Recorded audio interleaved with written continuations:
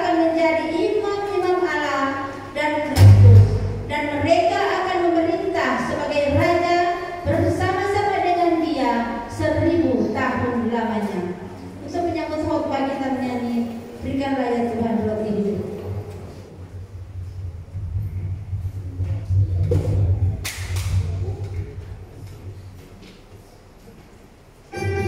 Semangat kita berdiri.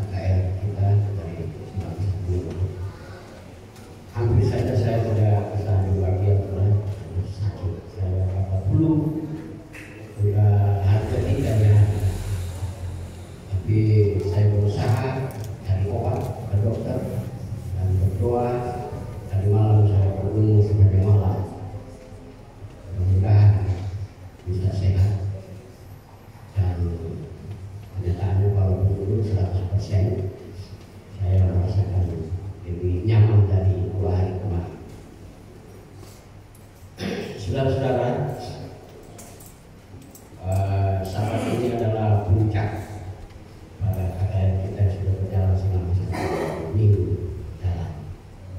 Seperti kita ketahui, hari pertama tentang Alkitab, hari kedua tentang kesehatan, hari ketiga ada 3 topik, yaitu kedatangan, tanda kedatangan dan manusia, kemana manusia sudah mati, dan hari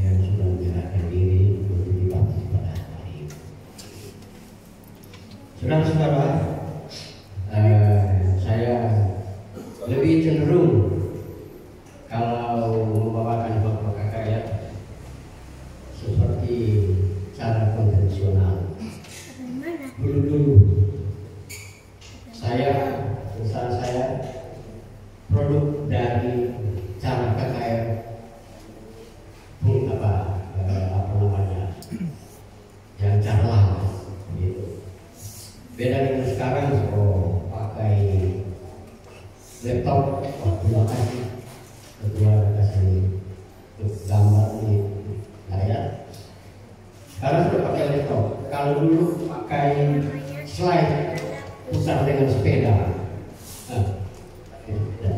Saya barangkali bikin KKN sama-sama dengan pendeta. Kalau bukan khotbah, saya di atas sepeda, putar sepeda, pakai slide. Kadang-kadang itu dengan paman saya, om saya pendeta saat ini, dia kasih belajar kita, ya. Dia khotbah, saya tiap malam putar slide, menerangkan slide. Tapi sekarang sudah sangat lebih canggih, pakai apa namanya laptop LCD. Tapi saya lebih cenderung pada cara konvensional, karena itu saya rasa sangat efektif. Baik, saudara-saudara, pada siang hari ini topik pelajaran kita tentang surga.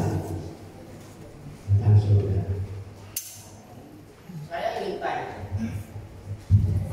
Saya ingin tanya, saudara-saudara, di mana di surga? Sampai sebenarnya surga.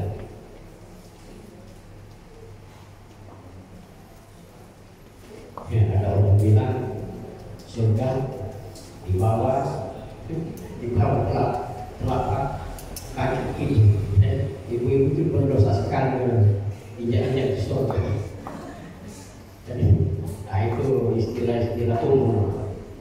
Tapi sebenarnya mari kita pelajari, kita cari tahu di mana sebenarnya surga itu melalui firman Tuhan.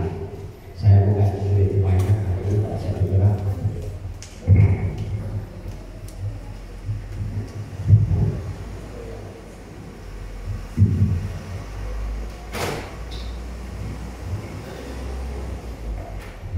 Kalau kita berbicara surga, saya cari-cari keterangan melalui denominasi gereja atau agama di dunia ini. Tidak ada satu yang secara konkret mengatakan atau mengajarkan bagaimana sebenarnya surga itu. Apakah ada istana, ada rumah, atau berbentuk planet dan lain-lain. Tidak ada. Semuanya hanya seperti apa namanya, imajinasi, hanya seperti angan-angan. Tapi bagi kita umat Tuhan, mari kita lihat surga itu sebenarnya ada di mana. Melalui Alkitab. Ulangan pasal 26 ayat 15. Kita mulai dengan ayat yang pertama, ya. Ulangan 26 ayat 15. Jenguklah dari tempat kediamanmu yang kudus, dari dalam surga, dan berkatilah umatmu Israel, dan tanah yang telah kau berikan kepada kami, seperti yang telah kau janjikan dengan sumpah kepada nenek moyang kami, suatu negeri yang berlimpah-limpah susu dan madunya. Surga itu apa, saudara? Menurut Ulangan, menurut Nabi Musa, dikatakan surga itu adalah tempat kediaman Allah. Tempat kediaman Allah. Ayat yang kedua, Mazmur 103 ayat 19. Mazmur 103 ayat 19. Tuhan sudah menetapkan tahtanya di surga. Tuhan meletakkan tahtanya di dalam surga, dan kerajaannya berkuasa atas segala sesuatu. Jadi surga itu menurut ayat ini, Mazmur bilang surga itu mana? Adalah apa? Tahta kerajaan Tuhan. Saya kira cukup dua ayat. Ada banyak ayat yang bisa mendukung ini. Dalam Ulangan tadi dikatakan bahwa surga itu tempat kediaman Allah. Mazmur 103 ayat 19 katakan bahwa surga itu adalah tahta kemuliaan Allah, tempat Allah tinggal, tempat Allah memerintah. Itulah surga. Saudara-saudara, apakah itu berbentuk planet tersendiri? Tidak tahu, tidak dinyatakan.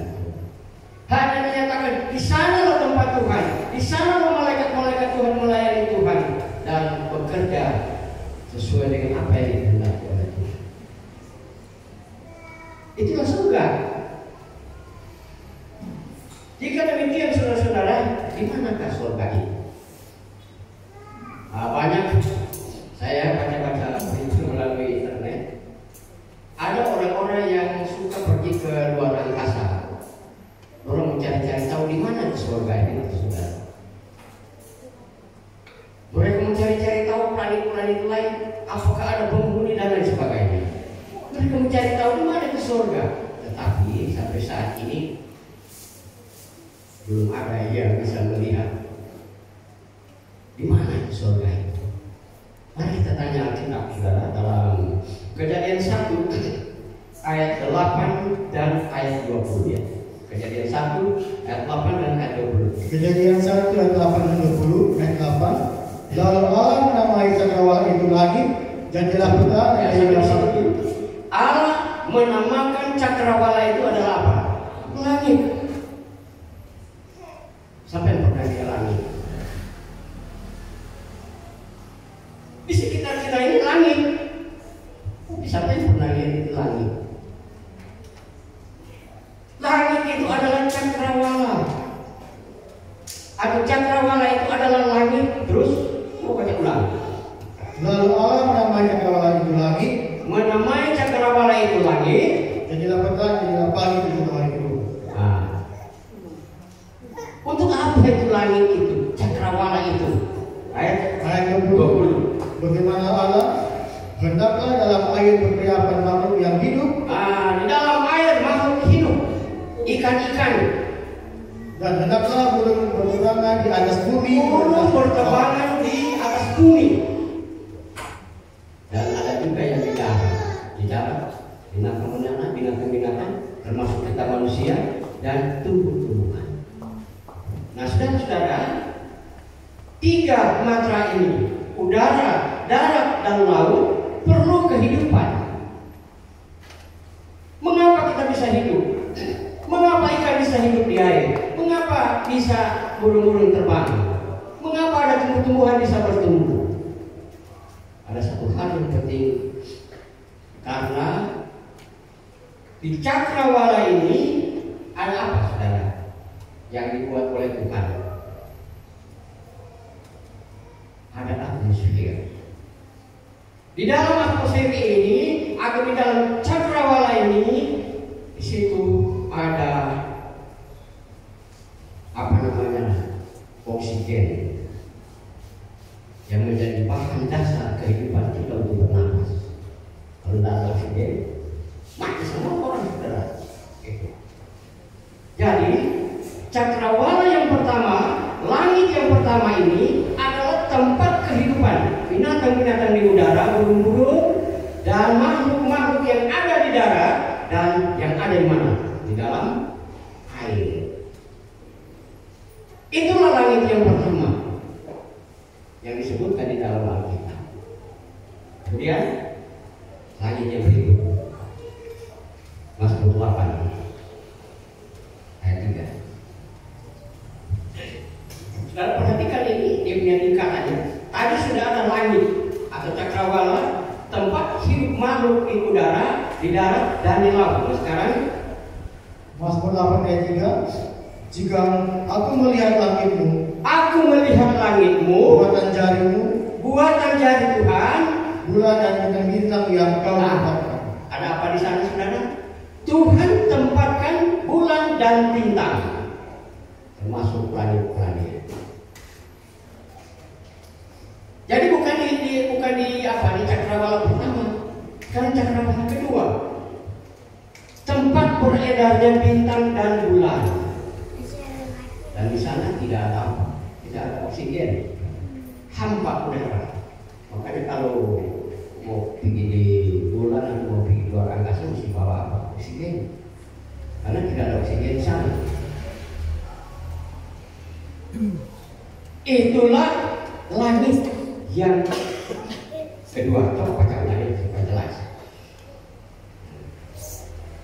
Mazmur 8 ayat 3. Mazmur jika aku melihat cakrawalamu, langitmu, buatan jarimu, buatan jari Tuhan, bulan dan bintang-bintang yang kau tempatkan. Tuhan tempatkan itu bulan dan bintang pada langit Tuhan itu. Jadi sudah ada beda ya, langit pertama dengan langit kedua. Langit pertama tempat kehidupan makhluk hidup baik di udara, di darat dan di laut. Kemudian langit yang berikut adalah tempat bulan bintang. Di sana dia akan berbeda dan seperti yang sudah diatur oleh Tuhan. Sudah berapa langit? Sekarang 2 langit. Nah sekarang yang berikut Efesus 4 ayat 10. Efesus 4 ayat 10. Ia yang telah turun, ia juga yang telah naik jauh lebih tinggi daripada semua langit untuk menumbuhkan segala sesuatu. Siapa yang turun dan naik ini? Yesus. Rasul Paulus katakan, ia yang turun dari jauh dan dia naik melintasi atau melewati langit-langit. Coba baca supaya jelas, baca ulang. Nah, Efesus 4 ayat 10. Ia yang telah turun, ia yang Yesus yang telah turun, ia juga yang telah naik, dia juga yang telah naik melewati terus jauh lebih tinggi daripada semua langit, lebih tinggi dari semua langit.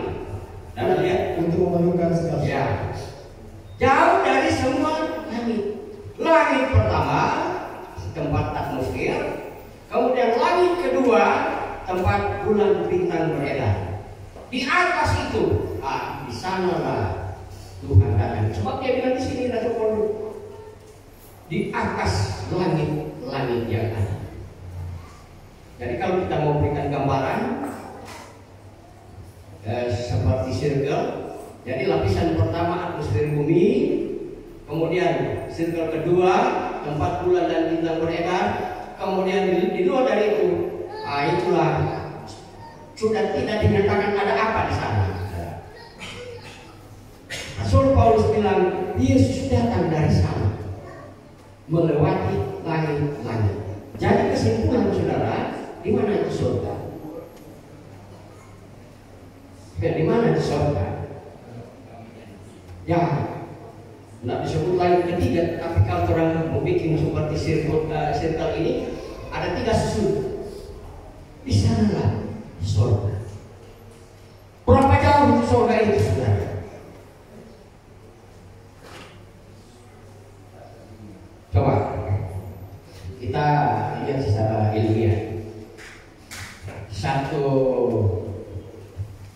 Satu detik kecepatan cahaya berapa kilometer? Saya tahu di sini, orang-orang sekolah semua di sini. Kurang lebih 300 kilometer. 1 detik, tik, cahaya dia mencapai 300 km. Dalam 1 menit 300 kali 60 menit. Berikut untuk 1 jam kali lagi 60 kali 60. Baru untuk 1 hari kali lagi 24 sampai dengan 1 tahun. Dan kalau cari di Google 1 tahun cahaya berapa kilometer? Cukup jauh. Yang sudah ditemukan oleh manusia, gugusan bintang yang disebut galaksi yang paling dekat, salah satu adalah galaksi Andromeda. Berapa jauh dia, saudara? Mau pergi di galaksi itu galaksi yang terdekat dengan bumi, dengan kita. Berapa lama mau pergi di sana? Ada dikatakan ada kurang lebih 2.500 tahun cahaya. Saya coba kalkulasi melalui kalkulator di HP, saudara. Kita sudah tahu mau bilang itu bilangan itu jutaan miliar kilometer. Tidak bisa dihitung. Itu baru Andromeda, gugusan Andromeda yang paling dekat dengan dunia kita ini, bumi kita ini. 2.500 tahun cahaya baru bisa sampai ke sana. Kalau di surga berapa lama? Sedangkan itu sudah di mana? Di luar angkasa sampai angkasa. Jauh sekali. Walaupun jauh tetapi Tuhan dekat dengan kita. Ini keistimewaan kita. Walaupun Tuhan jauh dalam perhitungan kita, tetapi Tuhan itu dekat dengan kita manusia. Berikut. Bukti yang berikut 2 Korintus 12 ayat 4. 2 Korintus 12 ayat 4. Ia tiba-tiba diangkat ke Firdaus dan ia mendengar kata-kata yang tak terkatakan yang tidak boleh diucapkan manusia. Kata Rasul Paulus, surga itu sebagai apa? Firdaus. Firdaus. Surga itu adalah Firdaus. Atau yang biasa kita sebut Firdaus itu adalah surga. Tempat kediaman Allah, tempat tahta Allah, tempat malaikat-malaikat bekerja melayani Allah dan melayani kita manusia. Pusatnya di sana. Yang disebut juga dengan kata Firdaus. Apa kata Yesus tentang itu? Lukas 23 ayat 43. Lukas 23 ayat 43 kata Yesus kepadanya, Aku berkata kepadamu, sesungguhnya hari ini orang yang disalib dengan Yesus ini, sesungguhnya hari ini engkau akan ada bersama dengan aku. Engkau bersama dengan aku di Firdaus. Nah, jadi Firdaus itu sebenarnya tempat Yesus, yaitu surga. Jadi kira-kira sudah bisa terjawab saudara, di mana itu surga? Bukan di telapak kaki ibu, tetapi surga itu jauh di sana. Kita tidak bisa hitung berapa jauhnya. Tetapi walaupun jauh, tetapi Tuhan selalu dekat dengan kita manusia. Itu dia perbedaan. Sama seperti orang yang disalib dengan sama-sama dengan Tuhan Yesus. Dia mohon kepada Tuhan. Tuhan jawab, hari ini juga engkau bersama dengan aku di Firdaus. Artinya sama aku di surga. Kita akan baca ayat berikutnya. Yohanes 14 ayat 3. Yohanes 14 ayat 3. Dan apabila aku telah pergi ke situ, dan telah menyediakan tempat bagimu, sudah menyediakan tempat bagimu, aku akan datang kembali dan membawa kamu ke tempatku, supaya di mana aku berada, kamu pun berada. Di mana Yesus berada? Di Firdaus, di surga. Ini salah satu janji. Jangan diberi hati yang terhad. Saya akan pergi menyediakan tempat bagimu, supaya di mana aku berada, di situ juga kamu berada. Di surga. Tuhan menjanjikan surga bagi mereka yang percaya dan beriman kepadanya. Terus dalam Wahyu 20 ayat yang ke-6 apa yang dikatakan?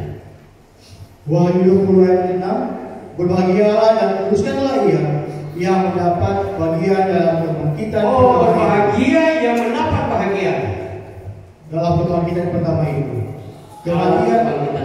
Kematian yang kedua tidak berkuasa lagi atas mereka, tetapi mereka akan menjadi imam-imam Allah dan Kristus, dan mereka akan memerintah sebagai raja bersama-sama dengan Dia 1000 tahun lamanya.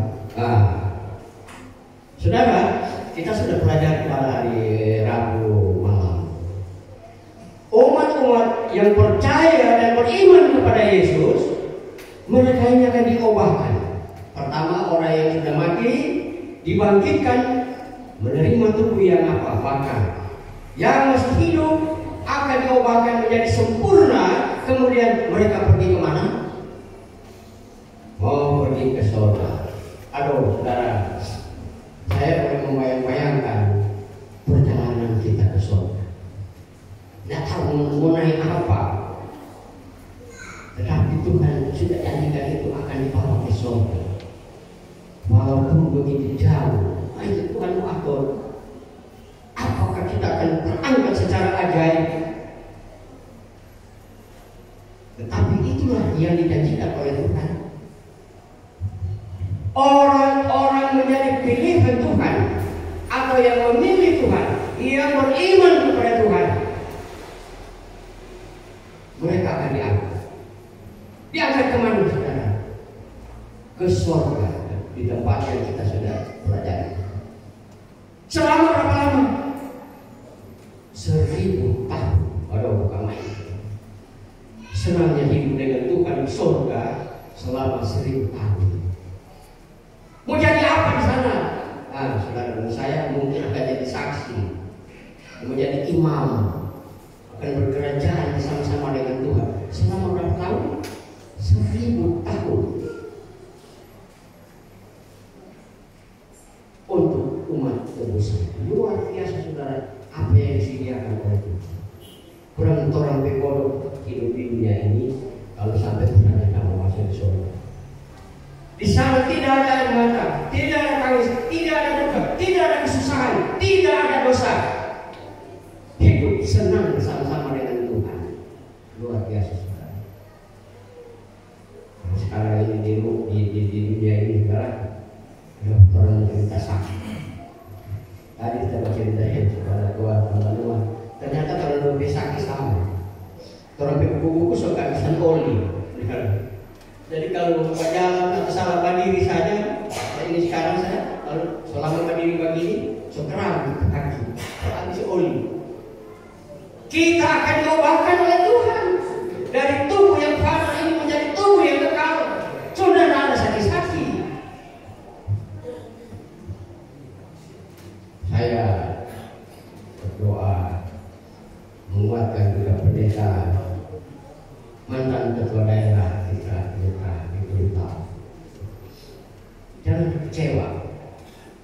Sekarang ini sudah berjalan baru, dan kaki so kento so stroke, tapi itu tidak akan berlangsung lama. Waktu Tuhan datang, saya percaya pendeta tahu. Waktu Tuhan datang akan diubahkan menjadi yang lebih sempurna dan segala yang sempurna di dunia ini. Kalau ada kita yang cacat dan luka dan lain sebagainya, jangan kecewa, saudara. Tuhan janji Dia akan ubahkan kita menjadi orang yang bakal masuk di dalam surga. Akan tinggal dengan Tuhan selama 1000 tahun. Cuma 1-2 tahun, saya rasa lama itu.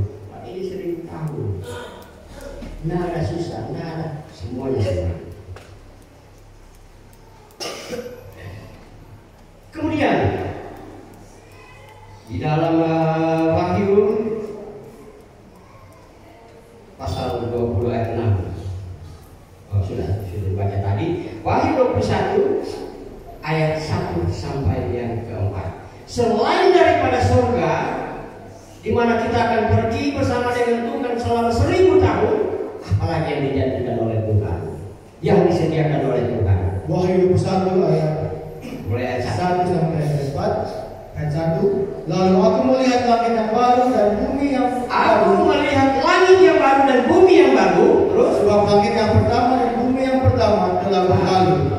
Langit yang lama, bumi yang lama sudah berlalu. Kenapa itu dikatakan sudah berlalu, saudara? Terus ayat yang kedua. Dan aku melihat kota yang kudus, Yerusalem yang baru, turun dari surga dari Allah, yang berhias bagaikan pengantin perempuan yang berdandan untuk suami. Saya berulang sedikit pelajaran hari Rabu malam ya. Waktu habis 1000 tahun, apa yang terjadi? Wah, umat Tuhan akan datang ke bumi ini, di dunia kita ini, yang sedang porak-poranda karena gempa pada waktu kedatangan Tuhan yang kedua kali, yang sedang sunyi dan senyap. Tidak ada lagi manusia yang bisa digoda oleh iblis. Tinggal siapa yang beredar-edar? Tinggal iblis yang beredar. Bumi ini akan dibersihkan oleh Tuhan dengan apa? Api. Sehingga dikatakan di sini, langit akan lenyap, bumi ini akan bersih. Ayat 2 tadi katakan apa? Coba dulu. Ayat yang kedua, Ya. dan aku melihat kota yang kudus, Aku melihat kota yang kudus, Yerusalem yang baru, Yerusalem yang baru, turun dari surga, dari Allah, yang berhias bagaikan pengantin perempuan yang pernah Saudara, kota Yerusalem ini kalau kita pelajari ada satu topik pelajaran yang panjang. Dia punya besar, dia firkan 4 kali panjang kalau lebar sama 12 pintu, lantainya emas dan lain sebagainya. Itu ibu kota Yerusalem baru, ibu kota dunia yang disediakan oleh Tuhan. Sesudah dunia ini dibersihkan dari dosa, Yerusalem baru akan turun. Untuk siapa itu, saudara? Apa selanjutnya? Ayat yang ketiga, lalu aku mendengar suara yang nyaring dari takhta itu berkata, lihatlah, kemah Allah ada di tengah-tengah manusia, dan Ia akan diam bersama-sama dengan mereka. Saudara,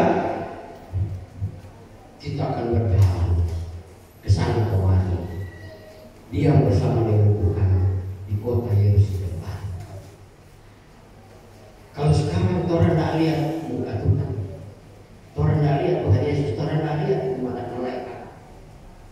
Tapi pada saat di dunia baru, inilah yang dikatakan dunia baru. Jadi sesudah kita 1000 tahun di surga, akan turun ke dunia yang baru, yaitu dunia ini yang akan dapat dibersihkan oleh Tuhan. Ayat 4. Ayat 4, dan Ia akan menghapus segala air mata dari mata mereka, segala air mata, dan maut tidak akan ada lagi. maut tidak ada lagi, Tidak akan ada lagi pergabungan tidak ada orang mati. atau ratap tangis atau duka cita. Luar biasa dalam tentang berduka. Sebab segala sesuatu yang lama telah berlalu. Yang lama sudah lalu. Saudara, kehidupan baik di surga maupun di dunia baru hampir sama. Tidak ada luka, tidak ada susah, tidak ada kelaparan, tidak ada patah tangis.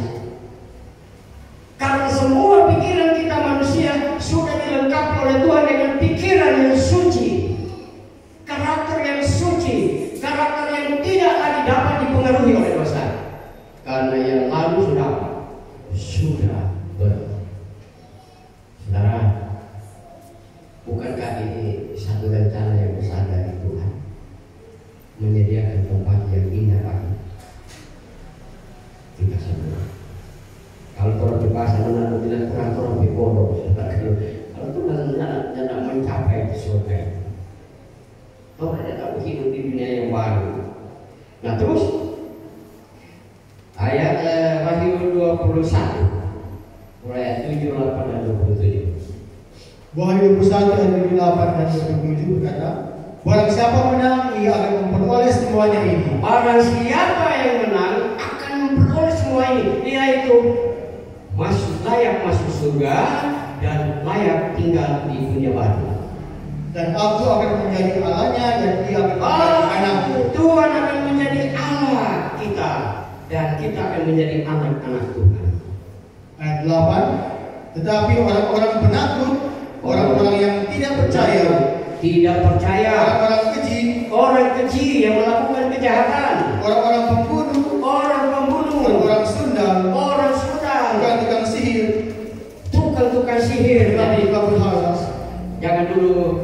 jangan belajar di sihir, jangan percaya di sihir. Kadang-kadang kita orang juga terpengaruh dengan sihir-sihir seperti ini, karena kelihatannya apa? Seperti bagus, lucu-lucu, tapi sebenarnya tidak boleh. Jangan pakai itu sihir. Terus Penyembah berhala, jangan menyembah berhala dan semua pendusta. Tunggu sampai di situ. Menyembah berhala. Hari apa itu? Penyembahan kepada Tuhan ya? Hari Kamis malam. Apa itu berhala? Saudara masih ingat?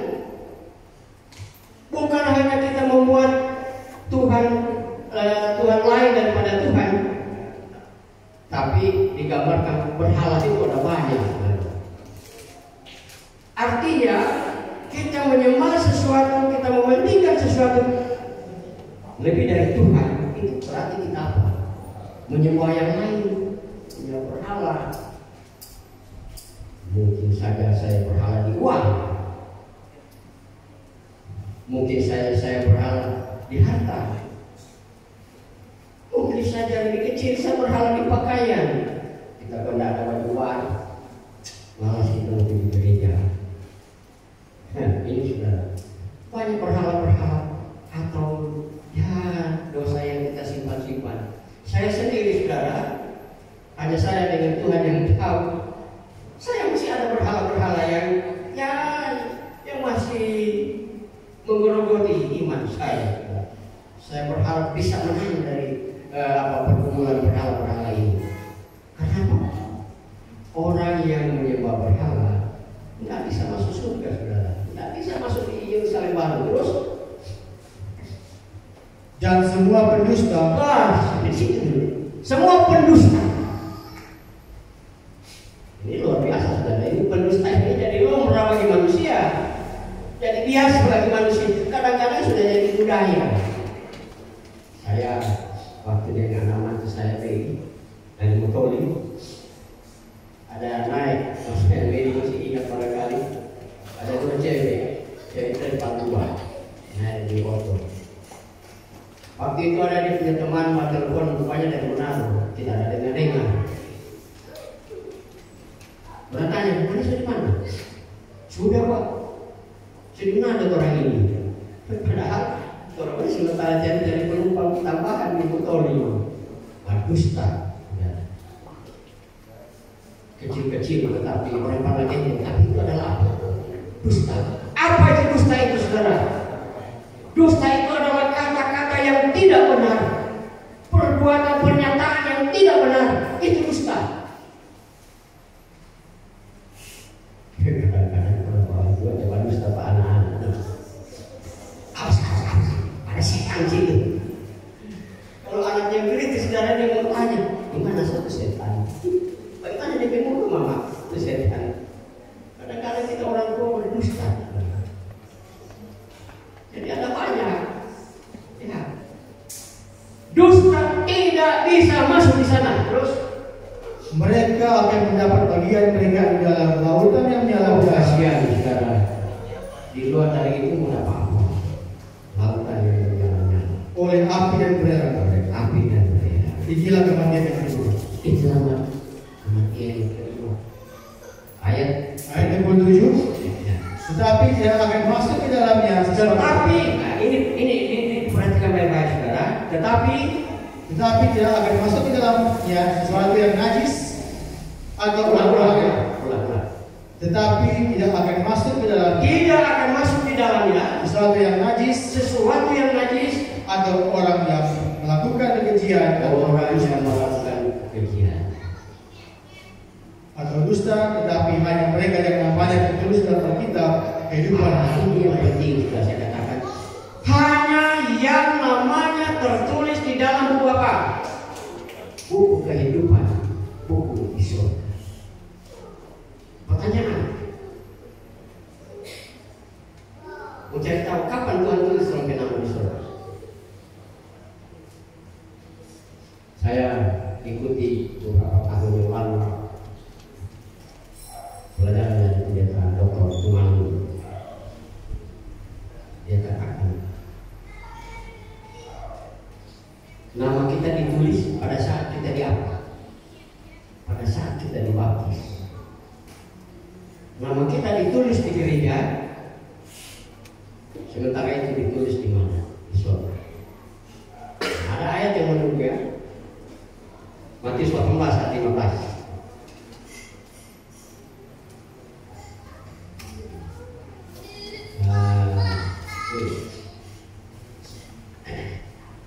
Sama Matius.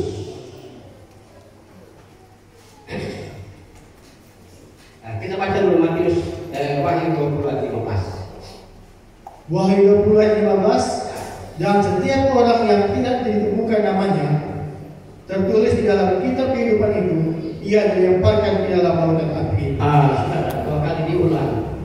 Nama itu perlu sekali di surga. Tertulis nama di surga.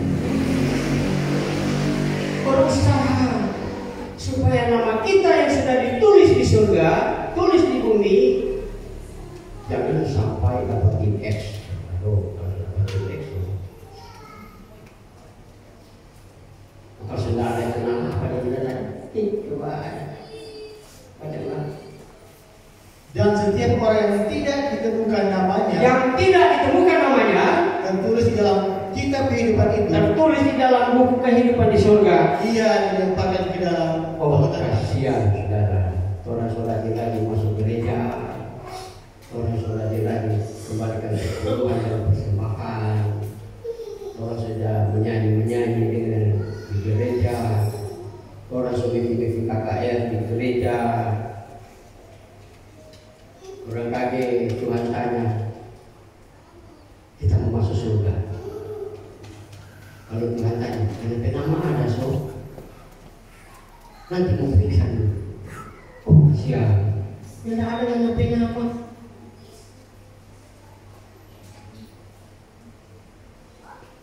Tuhan bilang yang tidak ada nama kemana? Kepada kebinasaan. Saya percaya tidak ada di antara kita yang ingin untuk masuk di dalam kebinasaan. Itulah sebabnya saudara. Mari kita baca dulu Matius pasal 18 ayat 15. Matius 18 ayat 15. Apabila saudara berbuat dosa, ayat 15. Apabila saudara berbuat dosa, tegurlah dia dan bawa empat mata. Jika ia mendengarkan nasihatmu, engkau telah mendapatkan hukuman. Terus.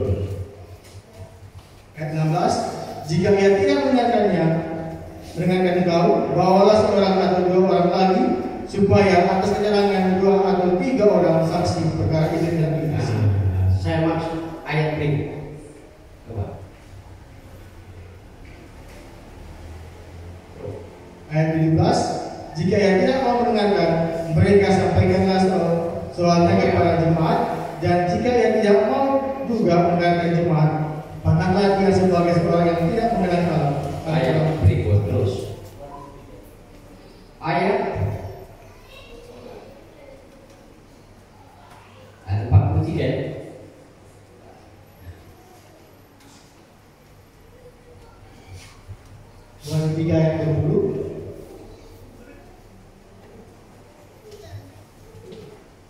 Dalam Matius pasal 18 ayat 15 dan seterusnya dikatakan bahwa apa yang terikat di bumi itu terikat di mana? Terikat di surga. Yang tertulis di bumi itu tertulis di mana? Di surga. Apa artinya itu saudara? Itulah yang saya katakan tadi. Namamu ditulis di buku surga. Kalau Alkitab perjanjian salinan lama disebut apa yang terorak di bumi itu juga terorak di surga. Artinya dilepaskan di bumi, dilepaskan di surga. Itu ayat tadi dari mulai ayat 15 itu disebutkan tentang orang yang bersalah. Kalau dia menolak jemaat, dalam kata lain dia sudah melanggar iman,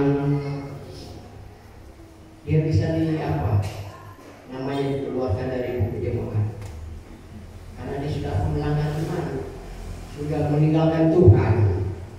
Nama kita akan dikeluarkan kalau kita melawan Tuhan. Tapi bukan itu yang jadi masalah untuk kita. Yang penting untuk kita bagaimana ke depan mempertahankan iman kita. Saudara, tidak ada satu orang pun kita yang sudah suci. Semua kita yang masih bergumul, semua kita yang masih melewati banyak ujian dalam kehidupan, banyak perjuangan yang maksud daripada iblis untuk menghapus nama kita di surga supaya kita dibinasakan. Itu pekerjaan iblis. Itu sebabnya saudara berkasih, pertahankan nama kita supaya tetap ada di mana? Di buku surga. Wahyu pasal 15.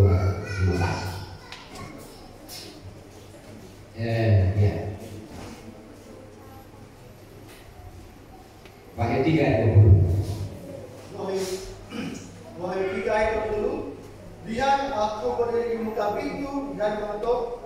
Jikalau ada orang yang mendengar suaraku dan membukakan pintu, aku akan masuk mendapatkannya, dan aku makan bersama-sama dengan dia, dan ia bersama-sama dengan aku. Saudara, sebelum saya simpulkan, saya ada kesaksian. Di tahun 70-an kami masih di Jemaat Panutan. Di Jemaat Panutan. Saya waktu itu memimpin anggota bekerja. Saya memimpin anggota bekerja 2 tahun di Panutan.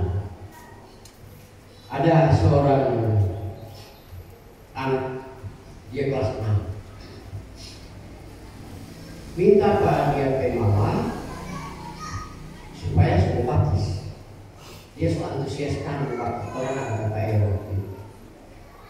Kami dengan pendeta Mambu waktu itu, dia masih pendeta muda, lawat ini anak. Oh, dia senang sekali mau baptis. Sudah siap 100% mau baptis. Tetapi datang pada hari Sabat, hari baptisan, nggak hadir dia. Orang cari-cari, orang tunggu-tunggu nggak hadir. Dia keluar berita dengan mama dia itu Pak nggak kasih. Oh, nggak kasih. Ya, orang nggak bisa bikin apa-apa. Saya pendeta Mambu, saudara Peter Emol, saudara Siwi, saudara Yokoni, orang nggak bisa bikin apa-apa. Salah-salah. Anak masih dibawa perintah orang tua. Saudara tahu apa yang terjadi? Tahun berikutnya dia sudah masuk SMP. Mengeluh ke orang tua. Dan saat ini pendeta, doa kasihan kepala itu anak. Sudah mulai mengatur. Kalau suka dia semua baptis itu. Tapi anak itu sudah jadi apa? Pemerokok. So juga beri teman di lingkungan keras. Luar biasa. Sampai kami keluar dari dalam tanah. Karena 80-an itu sudah pernah dia luar. Ingat baik-baik. Kalau anak kita sudah mengambil keputusan, itu berarti Roh Kudus sudah bekerja di hati dan pikirannya. Jangan orang tahan, malah orang perlu doakan buat dia. Itu pengalaman kami ya. Kemudian pengalaman yang kedua, waktu masih di dalam tanah juga. Di saat saya punya anggota bekerja, saya di sekolah di sini. Kami punya grup melawan saudara Siwi almarhum, saudara Rayimisan almarhum, saudara Emo almarhum, saudara Yokoni masih ada, dan saya. Tinggal orang 2 yang ada. Waktu itu dulu saudara kami siang malam jadi jiwa. Siang malam jadi jiwa. Hampir tiap Sabat ada baptis. Kami melawan satu orang, suami dari mantan anggota jemaat Kanaan. Dan saudara kenal itu Sister Ratu. Dia punya suami keras sekali. Tapi dia punya istri, dia bilang tolong saudara Sati lawan akan bapak ibu tua. Tapi itu orang tinggal di STM di sana. Orang-orang bikin lawan. Pagi-pagi kadang-kadang orang hari Jumat atau hari Sabtu pagi, kami datang bikin renungan pagi di sebelum mau keluar. Dia mau keluar, sama sekali dia tidak mau. Yang terakhir dia dengar, saudara. Dia ada nama Poli. Hari Sabat hampir siang, orang semua menyanyi di luar, di muka, orang menyanyi renungan pagi. Dan tahu apa yang dia bilang? Poli, usir dia untuk ayam-ayam. Dia menyindir orang, usir di orang kan. Aduh, luar biasa saudara. Tapi orang rumah terima dengan senang hati. Kami lanjutkan renungan pagi tanpa dia hadir. Kami doakan juga dia. Dia dengan orang doa. Selesai itu kami pamit pulang. Hari Jumat depan, anaknya datang di sekolah kita di doa. Tidak usah izin. Papa ada panggil. Ya,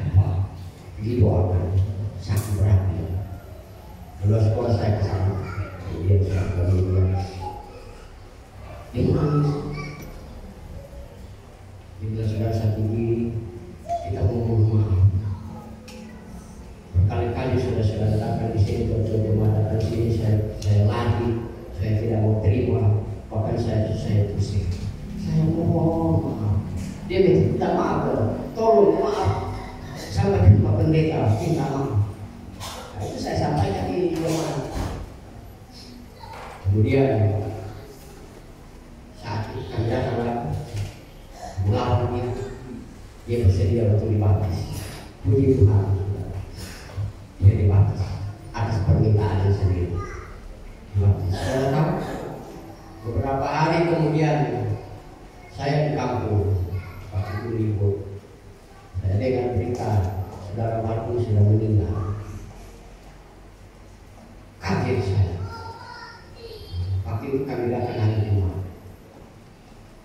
Dengan pendeta Markus dan pergi ke rumah sakit melihat dia mayat. Dan ada satu kesaksian yang dia disebutkan oleh perawat bilang begini, Pak, kita terharu sekali dia Bapak yang meninggal. Siapa? Waktu dia mau menghembuskan nafas yang terakhir, dia berdoa, oh Tuhan, ampuni dosa-dosa saya yang banyak, layakkan saya masuk surga. Dia doakan juga dengan istri dan anak. Selesai dia berdoa, amin, amin juga dia punya nafas. Itu kesaksian bagi apa? Perawat. Luar biasa. Kematian karena nggak tahu kapan. Tetapi saya bersyukur karena walaupun bagaimana dia sudah menerima kebenaran. Nah, ini dia sudah mempersiapkan diri untuk bertemu. Yang terakhir sekarang, ini yang aneh juga, masih di dalam tanah. Ada KKR, saya kurang ingat waktu itu KKR siapa ya, mungkin dari divisi. Malam hari Jumat, dia tak bikin panggilan. Berdirilah calon-calon baptisan. Pendeta katakan mungkin masih ada saudara yang berdiri untuk baptis. Tiba-tiba berdiri satu orang, teman saya yang berdiri. Teman saya diakon. Saya barusan berapa tahun ada kasih jalan undi persembahan. Dia berdiri, kaget juga. Dia berdiri kau. Dia istri juga kaget. Dia berdiri di tengah-tengah calon-calon baptisan minta undi. Sampai sekarang dia tidak pernah sebutkan apa yang berdoa. Hanya dia bilang cuma Tuhan yang tahu dengan saya. Jemaat waktu itu tidak menolak menerima permohonan yang diterima. Dia merasa dia punya pergumulan dengan Tuhan, yang hanya dia sendiri yang tahu dengan Tuhan. Orang juga demikian. Mungkin ada orang punya masalah, hanya kita yang tahu dengan Tuhan, hanya saudara yang tahu. Datanglah kepada Tuhan. Tuhan akan menerima. Bagaimanapun kita punya keadaan, bagaimanapun dosa kita, merah krimis sekalipun akan dibuktikan seperti apa bulu garis domba. Kapan saja saudara-saudara berkasih, KKR kita sudah berakhir hari ini. Ada anak-anak kita yang hadir sini. Saya senang sekali. Mereka sangat antusias. Sudah tertanam itu firman Tuhan walaupun belum terlalu banyak. Dan ada yang mengatakan, Pak kita suka membaptis. Mari. Ada kata-kata dia yang tidak kasih untuk membaptis. Saudara-saudara, ada lagi kesempatan. Mulai hari ini, besok dan seterusnya. Kalau ada anak-anak kita yang minta dibaptis, atau ada saudara-saudara yang ingin membaharui kita punya komitmen dengan Tuhan, umat setia kepada Tuhan, jangan ragu-ragu dan jangan takut-takut. Gereja ini terbuka lebar. Sampaikan itu kepada ketua-ketua jemaat dan pendeta bahwa kami siap untuk diri kami. Jadi segala terkasih segala kesimpulan. Surga non jauh di sana. Tetapi bagi Tuhan tidak ada pengecualian. Tidak ada yang berat bagi Tuhan. Walaupun jauh, kita akan berjalan bersama dengan Tuhan menuju ke surga. Surga yang sudah disediakan oleh Tuhan untuk kita, untuk orang yang percaya.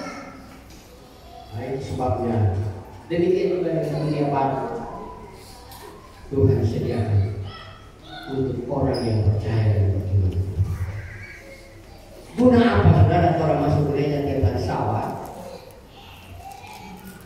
Kita pakai baju baru, tiap hari Sabat pakai jas masuk gereja. Tapi Tuhan itu apa? Aku tidak kenal kamu. Karena mungkin saya punya kelalaian tidak memperbaiki cara hidup saya. Terbuka untuk kita semua. Kita baca ayat yang terakhir, Wahyu 3 ayat 20. Ayat paling akhir. Wahyu 3 ayat 20. Lihat, aku berdiri di muka pintu. Lihat, Yesus berdiri di muka pintu dan mengetuk. Jikalau ada orang yang mendengar suaraku, kalau ada orang yang mendengar suara Tuhan dan membukakan pintu dan membuka pintu hatinya, aku akan masuk ke dalam Yesus akan masuk di hati saudara dan saya. dan aku makan bersama-sama. Apa artinya makan bersama-sama dengan Yesus? Artinya kita akan hidup, Yesus akan hidup di dalam diri kita. Dan ia bersama-sama dengan aku. Tuhan akan bersama-sama dengan kita.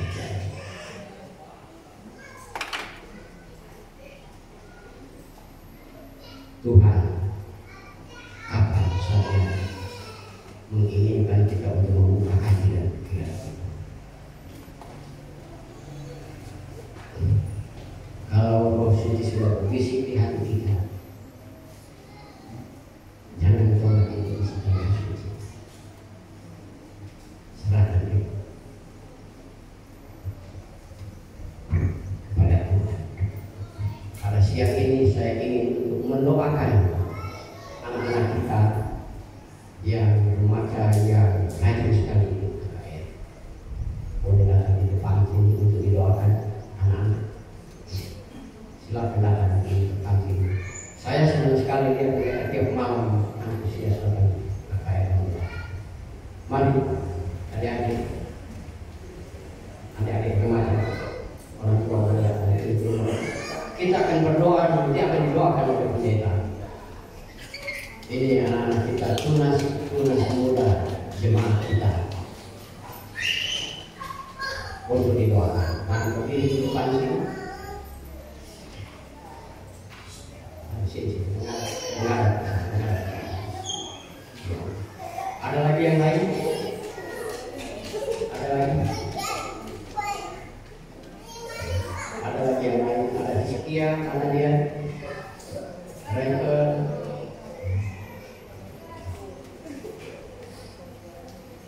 Mungkin ada lagi. Ini hanya untuk didoakan, ya.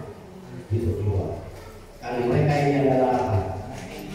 Tunas baru untuk gereja. Ada untuk didoakan. Mungkin ada juga yang ingin untuk didoakan. Kalau ada dua yang ingin didoakan, boleh datang ke depan untuk didoakan.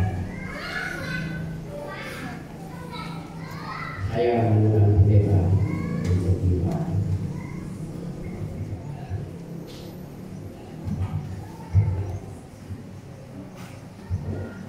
Mari saudara sekalian, kita tunduk kepala.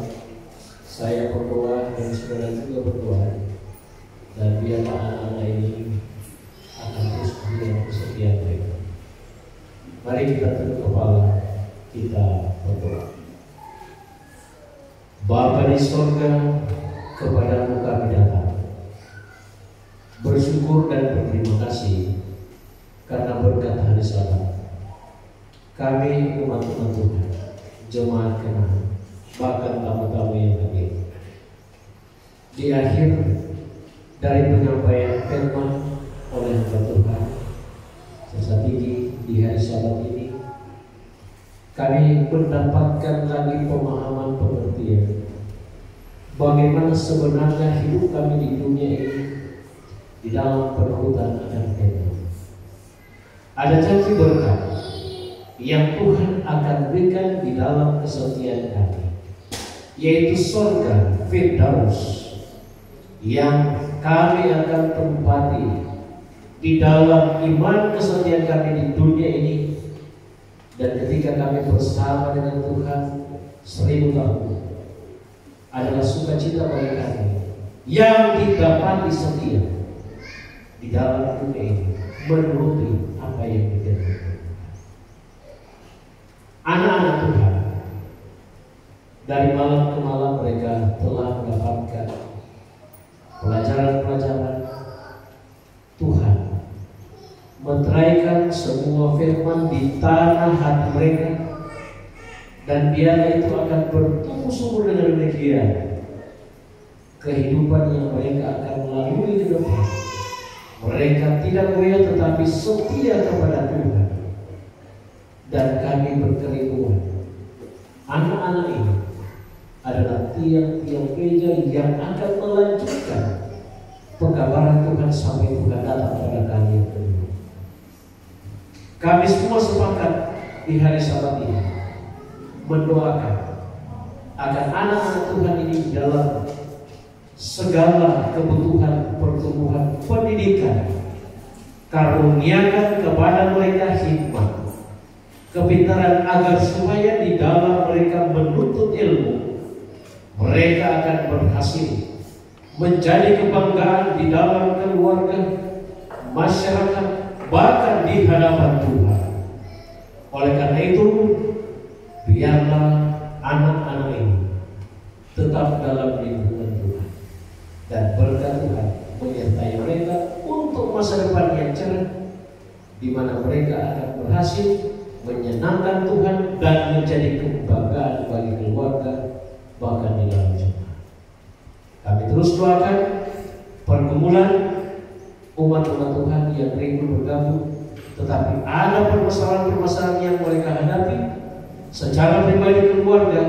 Kami hanya mengharu ke dalam tangan Tuhan, dan biarlah kuasa Tuhan akan menjadi bahagian mereka, dan mereka boleh menerima dan mengambil keputusan untuk bersama dengan Tuhan dalam baptisan. Tetapi semuanya itu kami hanya serahkan dan pasrahkan ke dalam tangan kuasa Tuhan, dan biarlah berkat Tuhan lewat firman di hari Sabat ini menjadi motivasi, kekuatan, kesetiaan kami di dalam kami menyambut kedatangan Tuhan pada kali ini. Kami serahkan semua anak-anak yang berdiri ini di hadapan Tuhan, dan kiranya Tuhan berkenan memberikan kesehatan selalu, terlebih di dalam masa-masa pertumbuhan dan pendidikan mereka. Inilah doa kami, dan kami bersyukur di hari Sabat ini Fellow boleh menerima dan akan dibaptis. Biarlah teman-teman yang berdiri akan mengikuti apa yang jadi teladan yang Fellow sudah ambil di hari Sabat ini. Kami serahkan semuanya ini ke dalam kuasa tangan Tuhan, karena kami mewalaskan dan persembahkan doa serta mohon ampun dosa kami dalam nama Yesus. Amin. Terima kasih. Demikian acara pertemuan kita siang ini sudah selesai. Saya kembalikan kepada pembawa acara.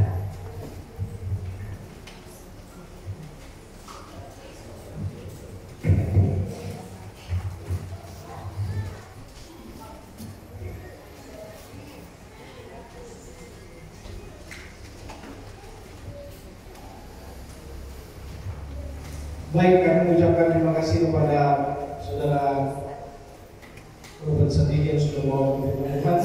saat ini kita akan tutup serangkaian acara khotbah kita di siang Sabat yang suci ini.